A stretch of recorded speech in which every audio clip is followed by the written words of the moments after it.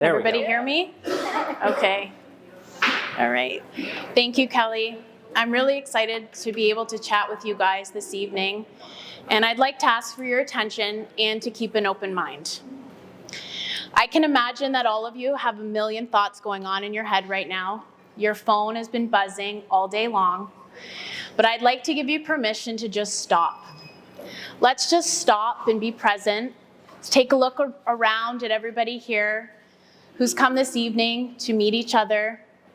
And let's take a minute to ground ourselves. Let's take a collective breath in through our nose, out through our mouth. Let out a sigh if you feel like it. Let's just be present. And that moment of presence that you guys all just took right now, that was you learning how to take control of the only thing in your life you actually have control over. And that's your mind.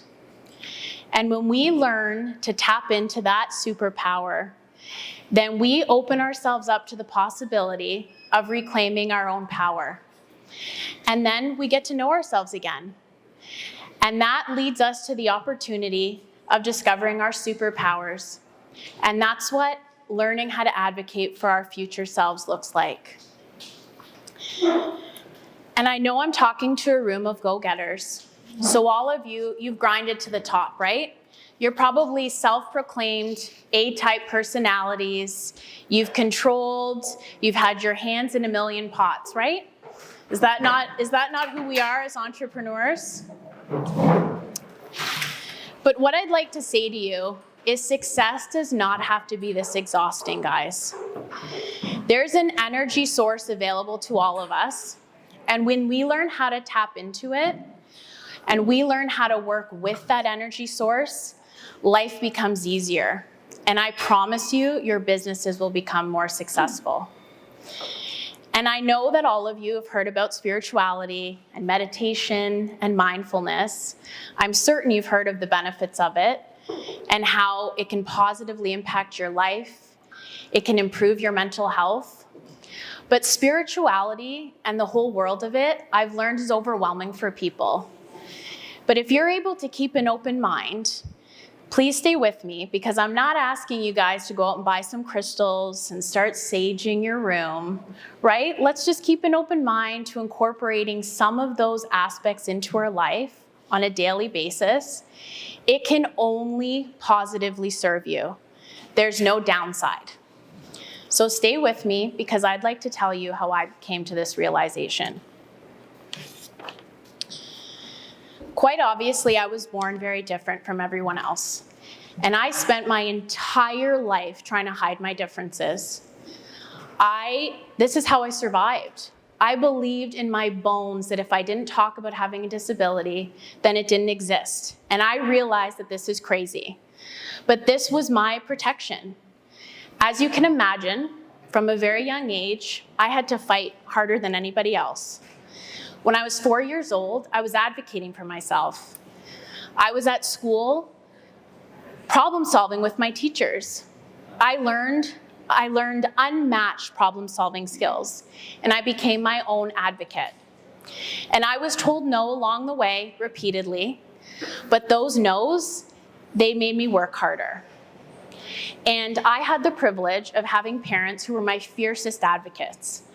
When teachers told me no, they showed up and they made sure that in my presence, I would hear them say, if Lindsay says she can do it, don't you dare tell her she can't. And nobody did.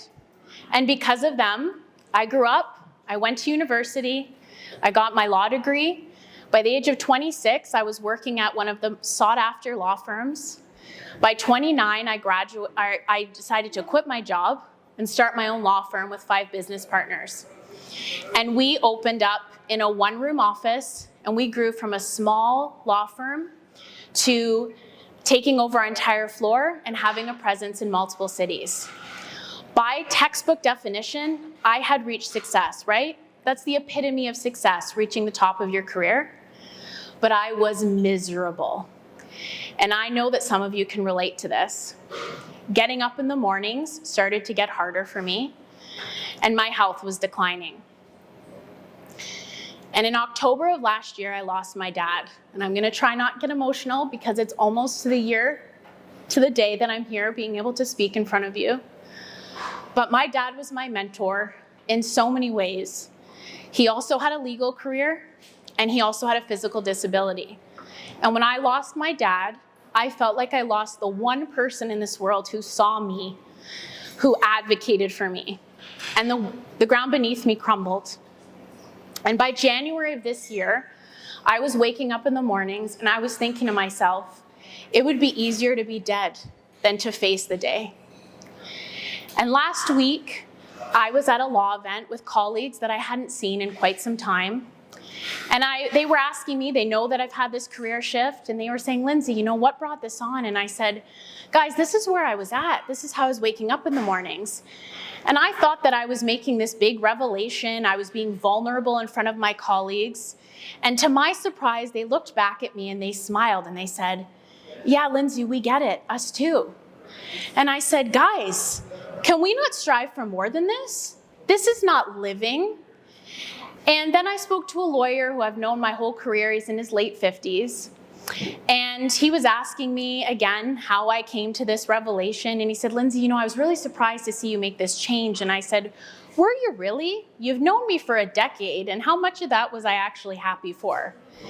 And he said, you know what? You're right. I'm not that surprised. And I said, well, you know what? I can honestly say I get to wake up happy now. And he said to me, and then I asked him, how do you feel? And he said, I probably need an EKG soon. So I ask all of you, is this what we've actually normalized?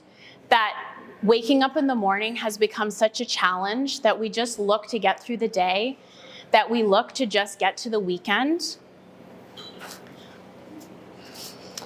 Well, I can tell you that I refuse to accept this. And those moments in the morning when I thought that the alternative to getting up would be to not be here anymore, that was rock bottom for me. And I refused to go on that way. And that rock bottom became my miracle moment. And you see, I've always been an intuitive person. I've always had intuitive gifts. But when I lost my dad, my intuition, the door was kicked wide open. I started to hear him. I started to receive such clear guidance that it was undeniable. So in my moment of desperation, I said, Dad, universe, whoever's out there, I need help. Show me how I can move forward. So I dove into my spirituality. I incorporated daily meditation, mindfulness, and I learned to sit with myself and see and hear the things that I had been avoiding. And in the months that followed, I learned the most amazing thing, that my disability's actually been my superpower. That the one thing that I was so afraid to talk about was the one thing that's always given me the loudest voice. And what I want to say to all of you is you have that ability too.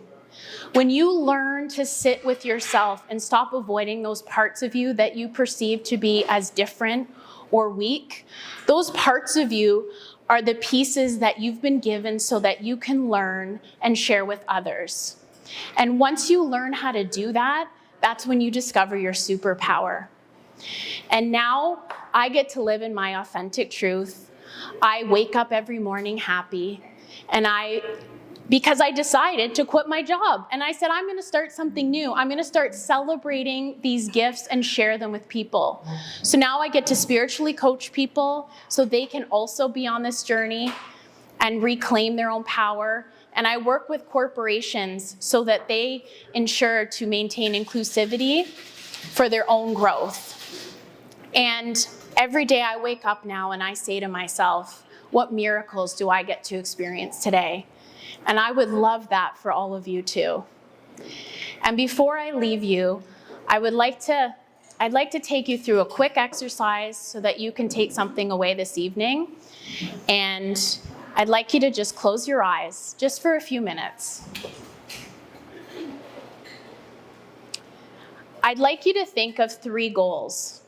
We're going to call them A, B, and C goals. A being the most attainable goal to you, and C being that goal that you feel is out of reach. And I'd like you to focus on goal C. And there's no dream that's too big. And I'd like you to be clear on what that C goal is. Think of the details. And I'd like you to imagine that you've achieved that goal. And there's going to be a party celebrating the achievement of that goal. And before you attend your own party, you're at home getting ready. And I'd like you to visualize how you'd get ready. What clothes would you put on? Who would be going with you to this event? How would you do your hair? Would you put makeup on? Perhaps you'd pull out your most expensive cologne or perfume. Really picture it, because remember, you're celebrating you. And then you're going to get in the car and you're going to drive to the banquet hall. And you're going to park your car. And you're going to start walking towards the entrance of the building. It's a double set of doors, and you're going to walk through those doors. And there's a hallway in front of you before you get to the party room. And along the hallway, on both sides, there are pictures. And each of these pictures represents a moment in your life that you should celebrate yourself. The moments where you should have pride. Perhaps it's the birth of a child. Perhaps it's the moment in time where you decided to take back your house. Think of all of those things and moments where you should be celebrated. And you're going to keep walking down the hall, and then you're going to see a version of you walking towards you. And you're going to meet in the middle of the hallway, and you're going to lock eyes with that version of you. And they have something to say to you. And I want you to really hear them. Listen. Maybe it's, look what we've done. I'm so proud of you. Can you believe it? And once you've received that message, I want you to thank them. Look them in the eye with true gratitude and thank them. And then I want you to walk towards the entrance of the party room, open the doors. And as you open those doors, everybody is cheering in your honor. Your family, your friends, your coworkers. I want you to feel that joy. See the congratulations sign on the wall. Really feel that well up inside of you. You guys all know that feeling, that excitement. And I want you to remember that feeling. And when you're ready, please open up your eyes. Because what I want to say to you, my friends, is that dream is yours. And it's already yours. The only thing that is stopping you is learning how to believe that you deserve it. And that is all that I have. I hope you can take that with you for the rest of the week, and I look forward to chatting with you all.